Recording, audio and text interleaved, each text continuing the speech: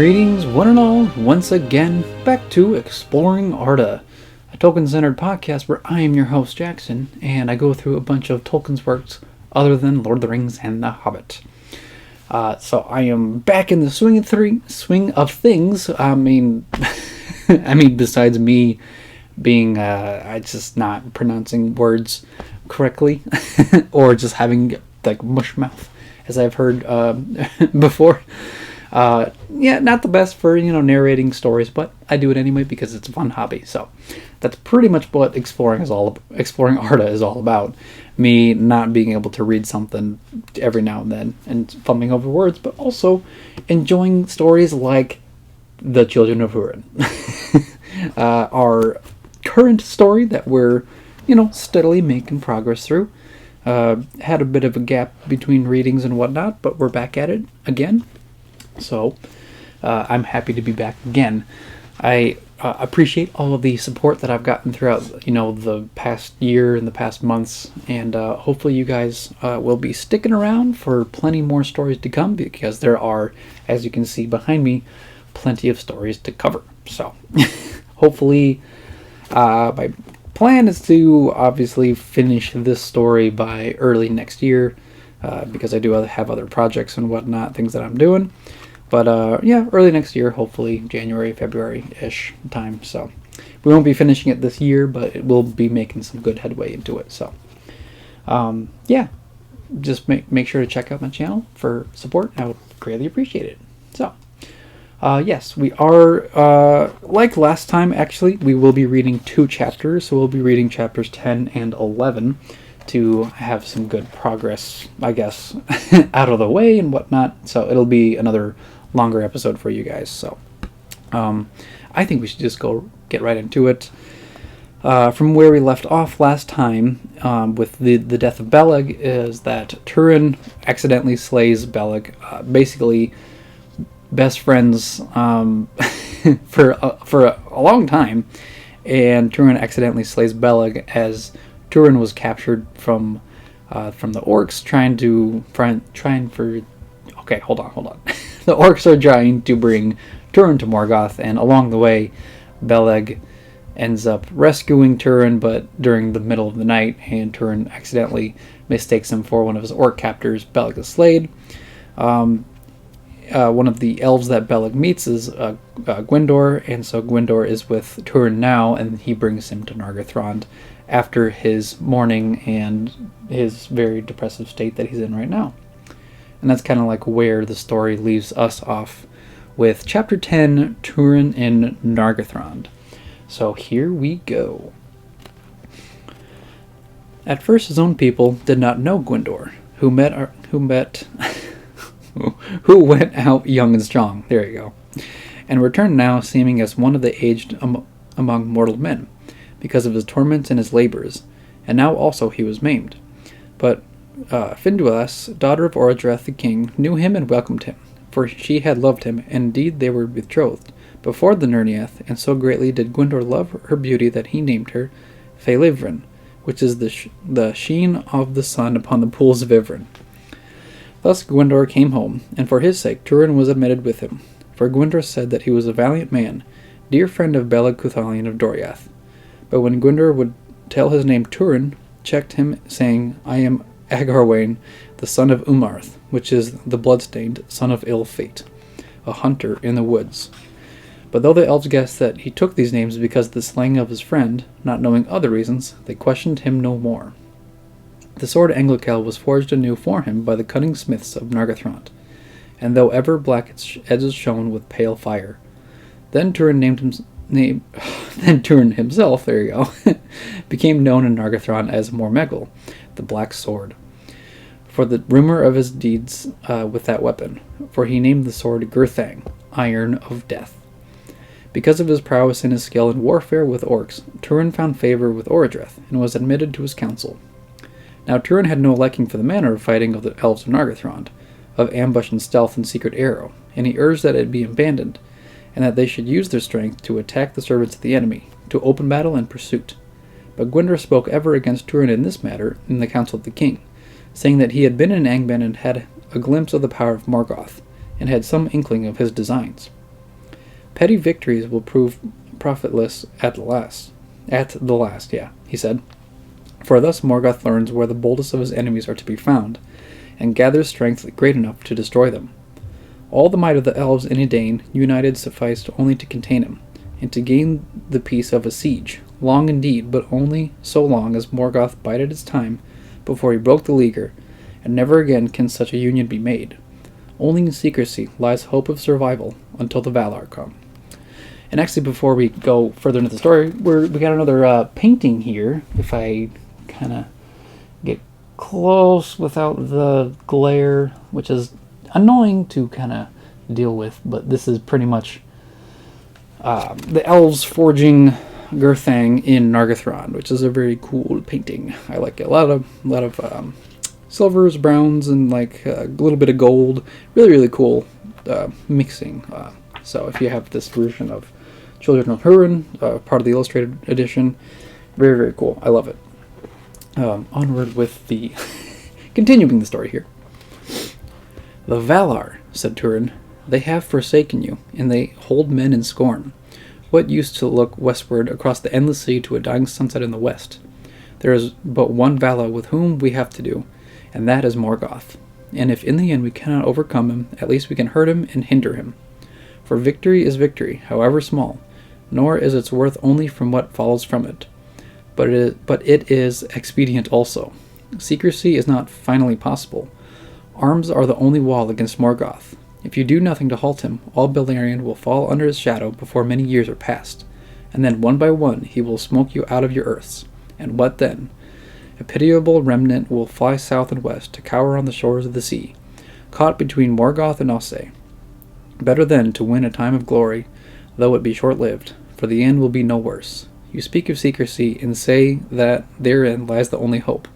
But could you ambush and waylay every scout and spy of Morgoth to the last and least, so that none came ever back with the tidings to Angband? Yet from that he would learn that you lived, and guess where. And this also I say, though mortal men have little life beside the span of the elves, they would rather spend it in battle than fly or submit. The defiance of Húrin Thalion is a great deed, and though Morgoth slay the doer, he cannot make the deed not to have been done, or something like that. Whoops. Even the lords of the west will honor it, and it is not written in the history of Arda, which neither Morgoth nor Manwë can unwrite. You speak of high things, Gwindor answered, and plain it is that you have lived among the Eldar, but a darkness is on you if you set Morgoth and Manwë together, or speak of the Valar as the foes of elves and men. For the Valar scorn nothing, and least of all the children of Iluvatar. Nor do you know all the hopes of the Eldar. It is a prophecy among us that one day a messenger from Middle-earth will come through the shadows to Valinor, and Manwë will hear, and Mandos relent. For that time shall we not attempt to preserve the seed of the Noldor, and of the Edain also? And Círdan dwells now in the south, and there is building of ships. But what know you of ships, or of the sea? You think of yourself and of your own glory, and bid us each do likewise. But we must think of others beside ourselves, for not all can fight and fall, and those we must keep from war and ruin while we can. Then send them to your ships while there is yet time, said Túrin. They will not be parted from us, said Gwindor. Even could Círdan sustain them. We must abide together as long as we may, and not court death. All this I have answered, said Túrin. Valiant defense of the borders and hard blows ere the enemy gathers. In that course lies the best hope of your long abiding together.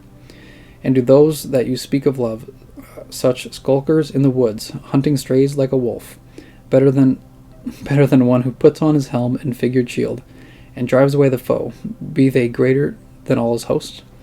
At least the women of the Edain do not. They do not hold back the men from the Nirnaeth Arnoediad. But they suffered greater woe than if that field had not been fought, said Gwindor. And I'll do like a little bit of a break here. Pretty much just saying that Gwindor and Túrin are kind of just going at each other with like, dude, like, are we going to fight the enemy, or are we going to be sneaky with them and just kind of like pick off orc scouts one by one? Like, sure, that would do some damage, but eventually Morgoth is going to realize who is the one doing all this like small work, and realizing that, okay, well, it's going to happen in this spot or this place, like, specifically. And so Túrin's pretty much trying to urge them to just take what strength you have and then just, and challenge Morgoth, literally like head on, basically. kind of like what Fingolfin did in a way, but it's I can't remember if this is it's been a long time since I kind of read Silmarillion, if Children of Húrin's before or after Fingolfin. I think it's before. I mean, Fingolfin is before Húrin. But anyway, let me know if I was wrong there. So it's kind of like what they're going back and forth with. Is just like, should we hide in the shadows or should we go out and fight? So back to the story here again. But Túrin advanced greatly in the favor of Orodreth, and he became the chief counselor of the king, who submitted all things to his advice. In that time the elves of Nargathrond forsook their secrecy, and great store of weapons were made. And by the counsel of Túrin the Noldor built a mighty bridge over the Narog from the doors of Felagund, for the swifter passage of their arms, since war was now chiefly east of Narog in the guarded plain. As its north march, Nargathrond now held the debatable land about the sources of Ginglith, Narog, and the fringes of the woods of Nuath. Between Nenning and Narog, no orc came, and east of Narog their realm went into Tiglin and the borders of the moors of the Nibin Noeg. Gwindor fell into dishonor, for he was no longer forward in arms, and his strength was small, and the pain of his maimed left arm was often upon him. But Túrin was young and only now reached his full manhood, and he was in truth the son of Morwen Eladwin, to look upon, tall, dark-haired, and pale-skinned, with grey eyes, and his face more beautiful than any other mortal men in the elder days. His speech and bearing were those of the ancient kingdom of Doriath, and even among the elves he might be taken at first meeting for one from the great houses of the Noldor.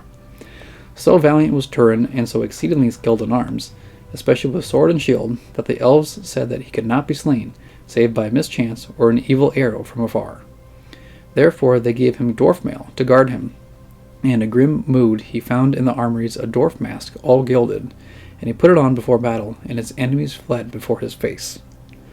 Now that he had his way and all went well, and he had work to do after his heart, and had honor in it, he was courteous to all, and less grim than of old, so that well nigh all hearts were turned to him, and many called him Adanadel, the elf-man. But most of all, Finduilas, the daughter of Orodreth, found her heart moved whenever he came near, or was in hall. She was golden-haired after the manner of the house of Finarfin, and Túrin began to take pleasure in the sight of her and in her company, for she reminded him of his kindred in the women of Dorlomin in his father's house. At first he met her only when Gwindor was by, but after a while she sought him out, so that they met at times alone, though it seemed to be by chance. Then she would question him about the Edain, of whom she had seen few and seldom, and about his country and his kin. Then Túrin spoke freely to her concerning these things, though he did not name the land of his birth, nor any of his kindred, and on a time he said to her, I had a sister, Lalaith, or so I named her, and of her you put me in mind, but Lalaith was a child, a yellow flower in the green grass of spring, and had she lived, she would now maybe have become dimmed with grief. But you are queenly, and as a golden tree. I would I had a sister so fair. Interesting wording there. But you are kingly, said she, even as the lords of the people of Fingolfin. I would I had a brother so valiant. See, there it is again. And I do not think that Argarwain is your name, nor is it fit for you, Adanadel. I call you Túrin the Secret. And at this, Túrin started, but he said, That is not my name, and I am not a king, for our kings are of the Eldar, as I am not. Sorry, I definitely apologize for all the stumbling over the Elvish names. Again, it's very difficult, so. And I guess I'll do a little bit of a break here, because it's just pretty much Túrin and, I'm already blanking on her name. Why am I blanking on her name? Finduilas, there you go, Finduilas. It was a funky name there. So they're pretty much just kind of like getting at each other, just like kind of almost flirting in a way, I guess you could say. Even though Gwindor was betrothed to her, but she is pretty much trying to be a little too friendly to Túrin, because he's, I guess, well liked in the entirety of Nargathrond. So, now back to it again. Now Túrin marked that Gwindor's friendship grew cooler towards him, and he wondered also that whereas at the first woe and horror of Angband had begun to be lifted from him, now he seemed to slip back into care and sorrow, and he thought it may be that he is grieved that I oppose his counsels and have overcome him. I would it were not so, for he loved Gwindor as his guiding healer and was filled with pity for him. But in those days the radiance of Finduilas also became dimmed, her footsteps slow and her face grave, and she grew wan and thin. And Túrin, perceiving this, surmised that the words of Gwindor had set fear in her heart of what might come to pass. In truth, Finduilas was torn in mind, for she honored Gwindor and pitied him, and wished not to add one tear to his suffering. But against her will, her love for Túrin grew day by day, and she thought of Beren and Luthien. But Túrin was not like Beren. He did not scorn her, and was glad in her company, as she knew that he had no love of the kind she wished. His mind and heart were elsewhere, by rivers and springs long past. Then Túrin spoke to Finduilas and said, "Do not let the words of Gwindor affright you. He has suffered in the darkness of Angband, and it is hard for one so valiant to be thus crippled and backward perforce. He needs all solace and a longer time for healing." "I know it well," she said. "But we will win that time for him," said Túrin. "Nargathrond shall stand. Never again will Morgoth the Craven come forth from Angband, and all his reliance must be on his servants. Thus says Melian of Doriath.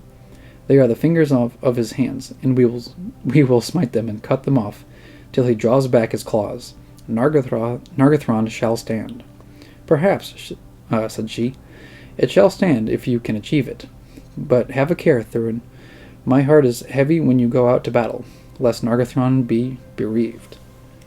Afterwards Túrin sought out Gwindor, and said to him, "Gwindor, dear friend, you are falling back into sadness. Do not so, for your healing will come in the houses of your kin, and in the light of Finduilas."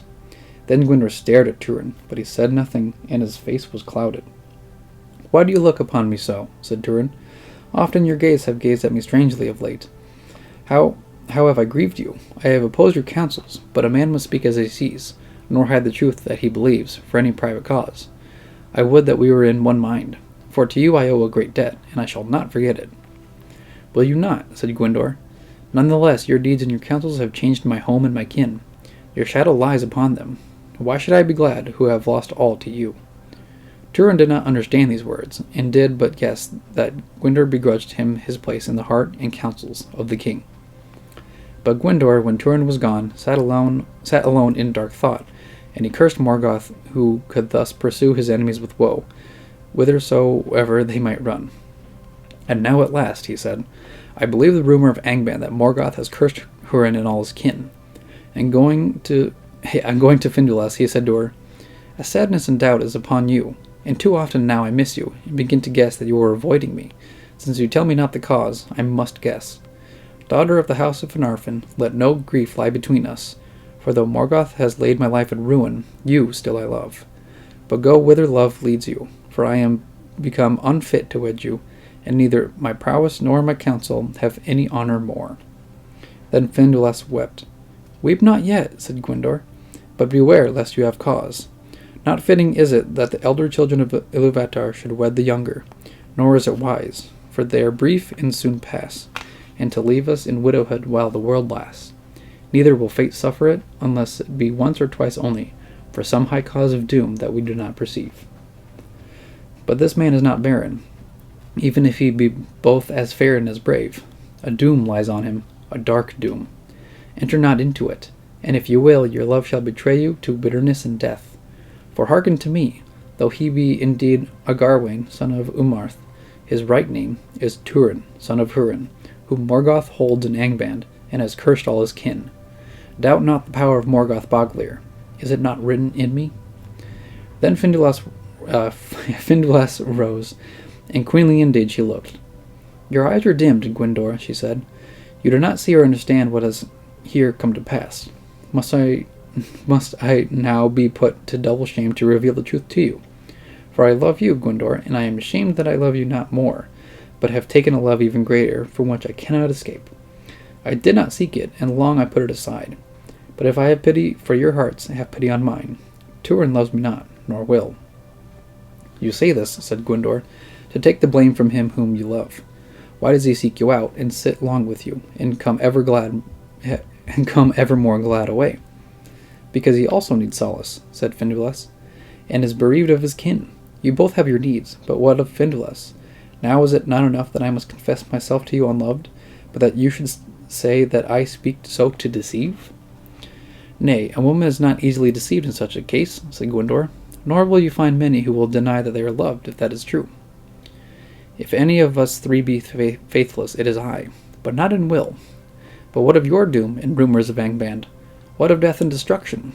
The Adenitel is mighty in the tale of the world, and his stature shall reach yet to Morgoth in some far day to come.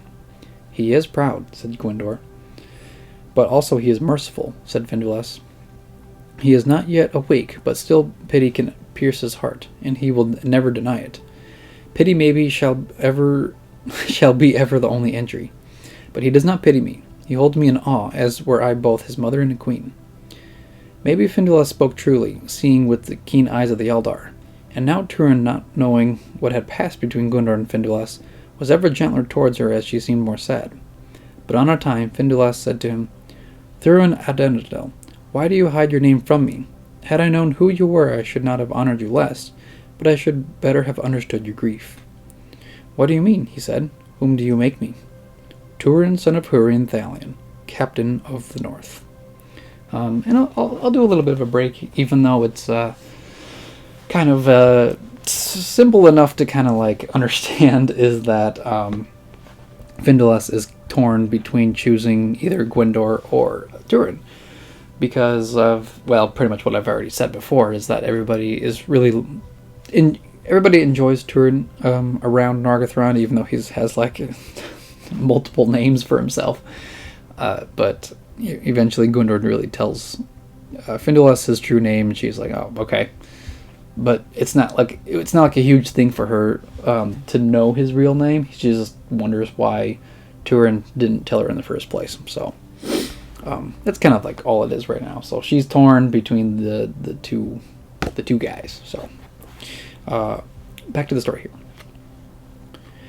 Now when Túrin learned from Finduilas of what had passed, he was wrathful, and he said to Gwindor, in love I hold you for rescue and safe keeping. I'll turn the page. But now you have done ill to me, friend, to betray my right name, and called down my doom upon me, from which I would lie hid. But Gwindor answered, the doom lies in yourself, not in your name.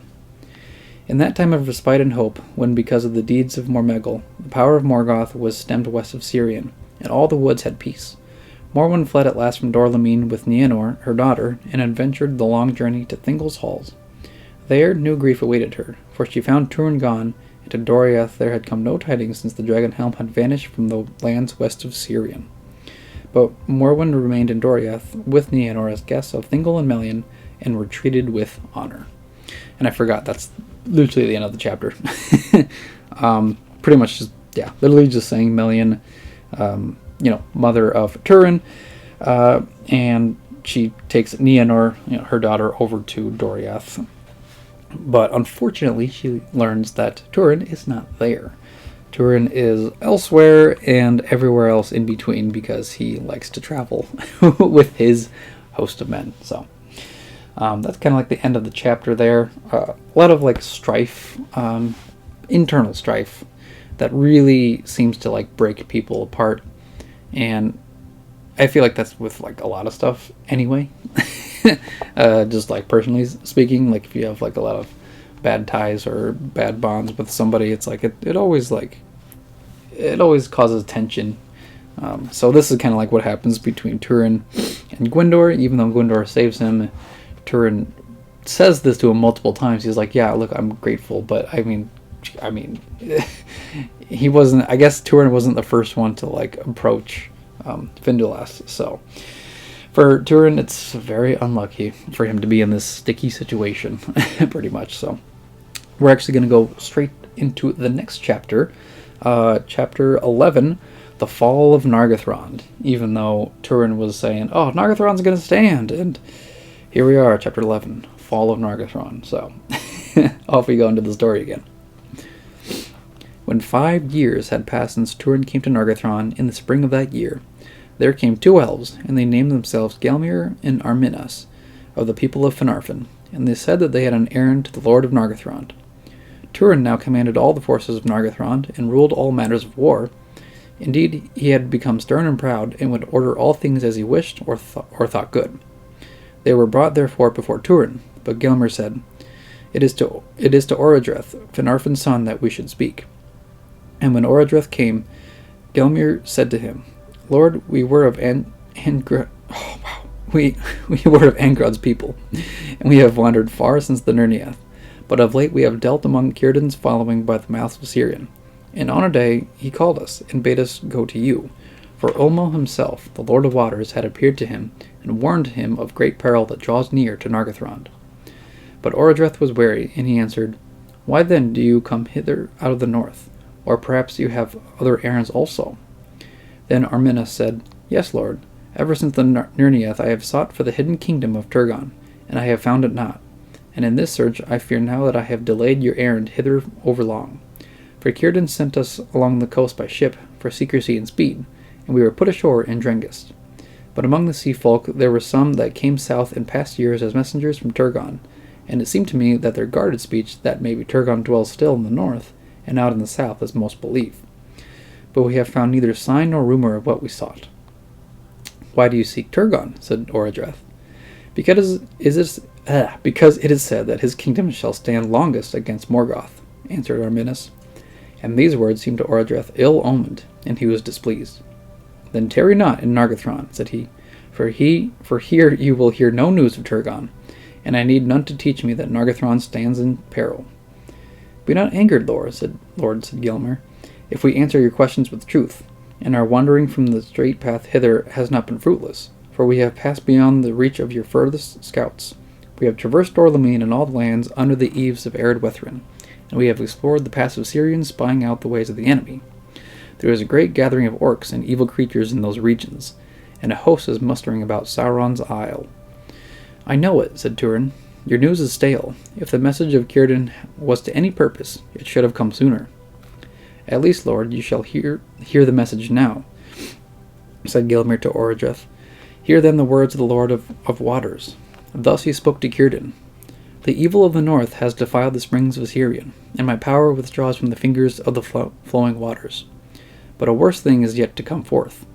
Say therefore to the Lord of Nargathrond, shut the doors of the fortress, and go not abroad. Cast the stones of your pride into the loud river, that the creeping evil may not yet find the gate. These words seemed dark to Orodreth, and he turned as ever to Túrin for counsel. But Túrin mistrusted the messengers, and he said in scorn, What does Círdan know of our waters, of our wars, who dwell nigh to the enemy? Let the mariner look to his ships. But if in truth the Lord of Waters would send us counsel, let him speak more plainly. Otherwise, to one trained in war, it will still seem better in our case to muster our strength and go boldly to meet our foes, ere they come too nigh. Then Gelmir bowed before Orodreth and said, I have spoken as I was bidden, Lord, and he turned away. But Aramis said to Túrin, Are you indeed the house of Hador, as I have heard? Here I am named Garwain, the Black Sword of Nargathrond, answered Túrin. You deal much, it seems, in guarded speech, friend Arminas.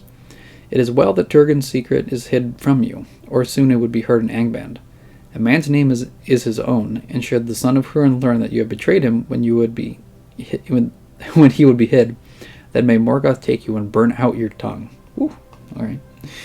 Arminas was dismayed by the black wrath of Túrin, but Gelmir said, He shall not be betrayed by us, Garwain. Are we not in council behind closed doors, where speech may be plainer?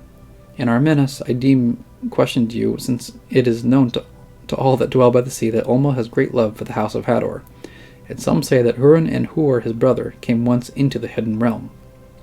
If that were so, then he would speak of it to none, neither the great nor the less, and least of all to his son in childhood, answered Túrin. Therefore I do not believe that Arminas asked this of me in order to learn aught of Turgon. I mistrust such messengers of mischief. Save your mistrust, mistrust, said Arminus in anger. Gelmir mistakes me. I ask because I doubted what here seems believed. For little indeed do you resemble the kin of Hador, whatever your name. And what do you know of them? Said Túrin. Húrin I have seen, answered Arminus, and of his fathers before him, and in the wastes of Dor-lómin I met with Tuor, son of Húrin's brother, and he is like his father, as you are not. That may be, said Túrin, though of Tuor I have heard no word ere now. But if my head be dark and not golden, of that I am not ashamed. But I am not the first sons of the likeness of his mother, and I come through Morwen Eladwin of the house of Beor and the kindred of Baron Camlist. I spoke not of the differences between the black and the gold, said Arminus, but others of the house of Hador bear themselves otherwise, and Tuor among them. For they use courtesy and they listen to good counsel, holding the lords of the west in awe. But you, it seems, will take counsel with your own wisdom, or with your sword only, and you speak haughtily. And I say to you, Agarwin Marmegel, that if you do so, others shall be your doom than one of the houses of Hador and Beor might look for. Other it has ever been. Sorry, I can't talk today, apparently, answered Túrin. And if, as it seems, I must bear the hate of Morgoth because of the valor of my father, shall I also endure the taunts and ill-boding of a renegade from war, though he claimed the kinship of kings? Get you back to the safe shores of the sea. Then Gelmir and Arminus departed, and went back to the south. But despite Túrin's taunts, they would gladly have awaited battle beside their kin, and they went only because Círdan had bidden them, under the command of Ulmo, to bring back word to him of Nargathrond, and of the speeding of their errand there. And Orodreth was much troubled by the words of the messengers. But all the more became the mood of Túrin, and he would by no means listen to their counsels, and least of all would he suffer the great bridge to be cast down. For so much, at least, of the words of Ulmo were read aright. I'm going to do a little bit of a break here, because I feel like I read a little bit more than usual on that one.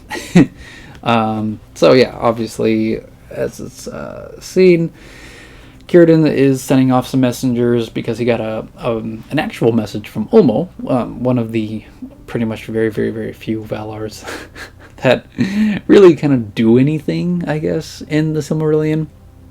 And I think it's just because Ulmo is, like, Lord of the Waters, so of course his realm, quote-unquote realm, is, the seas that literally surround everything. I guess it surrounds all of Arda, so he gets to be more, I guess, like, close and, like, kind of, like, more personal with everybody, with the Edain, with the Elves, with the Dwarves, I guess, like, anybody that he chooses, I suppose. So almost like, hey, listen, like, some bad stuff's gonna happen. Make sure Nargathrond is locked up, and like in a very, very defensive stance, basically ready for Morgoth's forces. But Túrin's like, nah, we're not gonna do that because we don't trust you guys. We don't trust messengers who come over and like start to argue with us and whatnot. So they have this back and forth argument, and then of I guess like Túrin kind of gets like offended. By our Arminus, just because I guess Arminus is just like, oh, like, aren't you like Túrin? And he's like, nope, that's not me. I think does he guess that he's Túrin? Yeah. Oh well, he just pretty much talks about the House of Hador, and Túrin gets all angered about it, even though he's been staying in Nargathrond for like years and years. He's still part of the House of Hador, but I guess he just kind of like forgets. Who he is during this 5-year stretch in Nargathrond. So, I suppose. Yeah, and they pretty much get sent off. The messengers do, and yeah, Túrin's kind of upset, but so is the king of Nargathrond. So is Orodreth. He's very upset too. So, of both sides. So, back to the story again. Soon after the departure of the messengers, Handir, Lord of Brethil, was slain, and the Orcs invaded his land, seeking to secure the crossings of Tieglin for their further advance. Handir gave them battle, but the men of Brethil were worsted and driven back into their woods. The Orcs did not pursue them, for they had achieved their purpose for that time, and they continued to muster their strength in the pass of Sirion.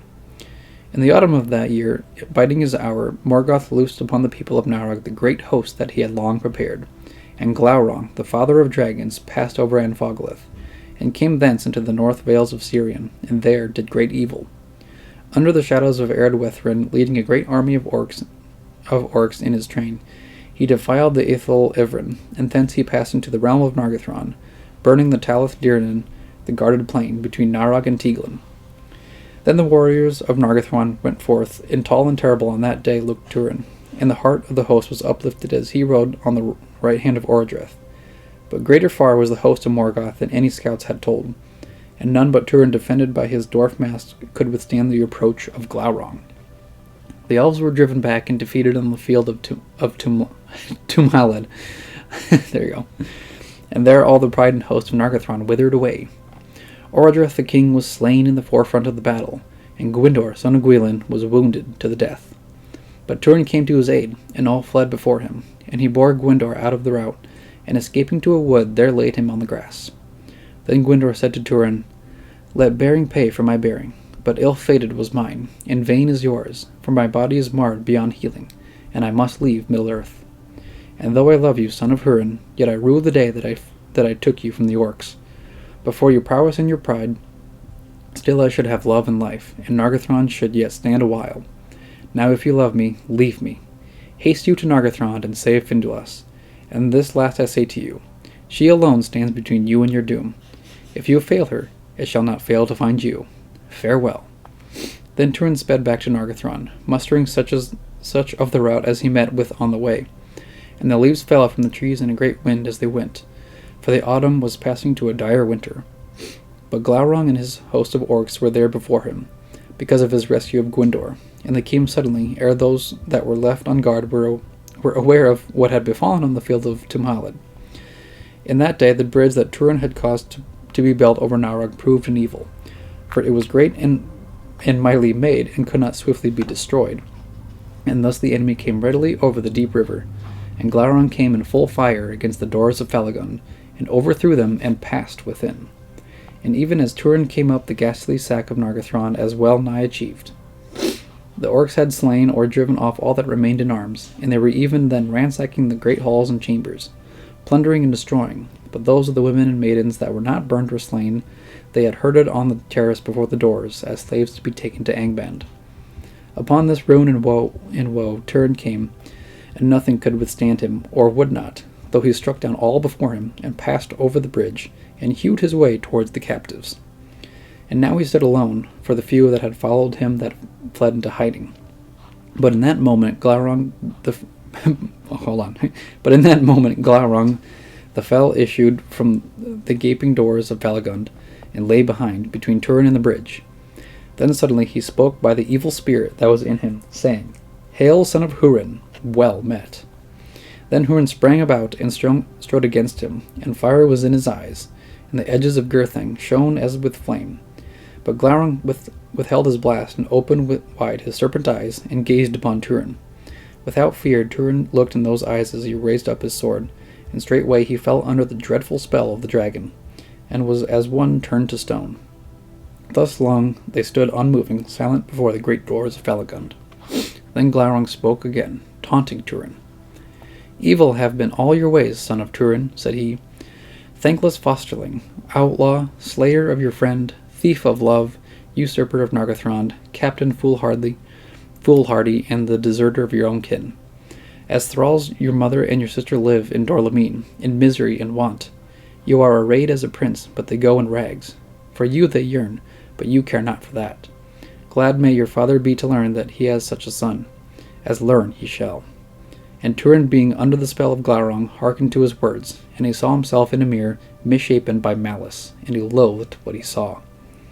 And while he was yet held by the eyes of Glaurung in torment of mind, and could not stir at his side from the dragon, the orcs drove away the herded captives, and they passed nigh to Túrin and went over the bridge, and among them was Finduilas. She held out her arms to Túrin and called him by name. But not until her cries and the wailing of the captives was lost upon the northward road did Glaurung release Túrin, and he might not stop his ears against that voice that haunted him after. Then suddenly Glaurung withdrew his glance, and waited, and Túrin stirred slowly as one waking from a hideous dream. Then coming to himself with a loud cry, he sprang upon the dragon. But Glaurung laughed, saying, "If you wish to be slain, I will slay you gladly. but small help will that be to Morwen and Nienor. No heed did you give to the cries of the elf woman. Will you deny also the bond of your blood? But Túrin, drawing back his sword, stabbed at his eyes, and Glaurung, coiling back, swiftly towered over him, and said, Nay, at least you are valiant, beyond all whom I have met, and they lie who say that we of our part do not honor the valor of foes. See now, I offer you freedom. Go to your kin if you can, get you gone, and if elf or man be left to make tale of these days, then surely in scorn they will name you, if you spurn this gift. Then Túrin, being yet bemused by the eyes of the dragon, as if he were treating with a foe that could no pity, believed the words of Glaurung, and turning away he sped over the bridge. But as he went, Glaurung spoke behind him, saying in a fell voice, Haste you now, son of Húrin, to Dor Lómin, or perhaps the Orcs shall come before you once again, and if you tarry for Finduilas, then never again shall you see Morwen or Nienor again, and they will curse you. But Túrin passed away on the northward road, and Glaurung laughed once more, for he had accomplished the errand of his master. Then he turned to his own pleasure, and sent forth his blast, and burned all about him. But all the Orcs that were busy in the sack he routed forth, and drove them away, and denied them their plunder even to the last thing of worth. The bridge then he broke down, and cast into the foam of Narog, and being thus secure, he gathered all the hoard and riches of Velegund, and heaped them, and laid upon them in the innermost hall, and rested awhile. And Túrin hastened along the ways to the north, through the lands now desolate between Narog and Teglin, and the fell winter came down to meet him. For that year snow fell ere autumn was past, and spring came late and cold. Ever it seemed to him that as he went that he heard the cries of Finduilas, calling his name by wood and hill, and great was his anguish. But his heart being hot with the lies of Glaurung, and seeing ever in his mind the Orcs burning the house of Húrin, or putting Morwen and Nienor to torment, he held on his way, turning never aside. And yeah, that's the end of the chapter. I kind of wanted to get through the whole, the good classic Glaurung scene, which is really cool. I always really think it's a really cool scene between the meeting of Glaurung and Túrin, Glaurung and Túrin in Nargathrond. It's very, very cool. I don't know if I'm able to see this because it's not really laminated. If I can get it close, it's pretty much Glaurung's eye on Túrin.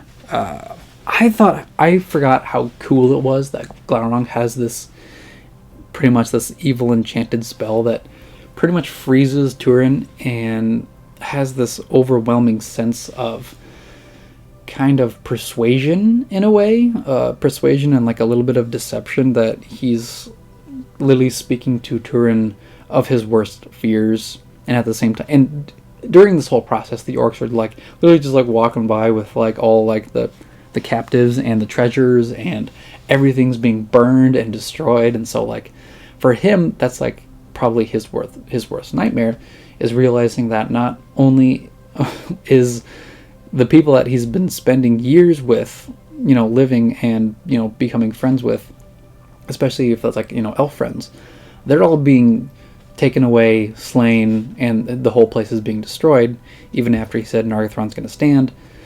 He's realizing that, but also at the same time, yeah, his mother and sister are still out in Dor Lómin, and if Glaurung knows about it, that probably means that they're in trouble, because Glaurung knows about it, and because Glaurung knows about it, Morgoth probably knows about it as well. So of course he has to choose between, okay, do I have to go and save Finduilas, or do I go and save Morwen and Nienor? And of course he goes to save Morwen and Nienor, but even then, of course, pros and cons to everything. Even though he's going to try and go find them and save them, the haunting voice of Finduilas trying to call his name out, is like burned into his memory, but he was also like frozen by Glaurung's spell. So I always thought that the spell of Glaurung was just really a really cool concept, especially as just as a dragon, because like really for dragons, and of course as soon as like Nargathrond's like sacked and captured and all that stuff, he's like, okay, I'm gonna take all this treasure and lay down in it. So Glaurung's like unique enough where he's like, he doesn't have wings, and he casts like these really cool like spells that like you're like stricken in place, like you can't move, no nothing. Very, very cool stuff. But at the same time, a dragon's a dragon. He likes treasure. He likes he likes laying down on the gold, which is of course classic dragon stuff. So yeah, I especially love this. I wanted to cover chapter 11, Fall of Nargathrond, with this episode because I didn't want it to leave on like kind of like a quote unquote boring note from the going back and forth, the tension. So Glaurung pretty much destroys Nargathrond, and pretty much what he was sent out to do. Pretty much his task was to destroy Nargathrond for Morgoth, and of course Túrin realizes, oh yeah, maybe I should have listened better to the messengers of Círdan saying, yeah, something bad's gonna happen.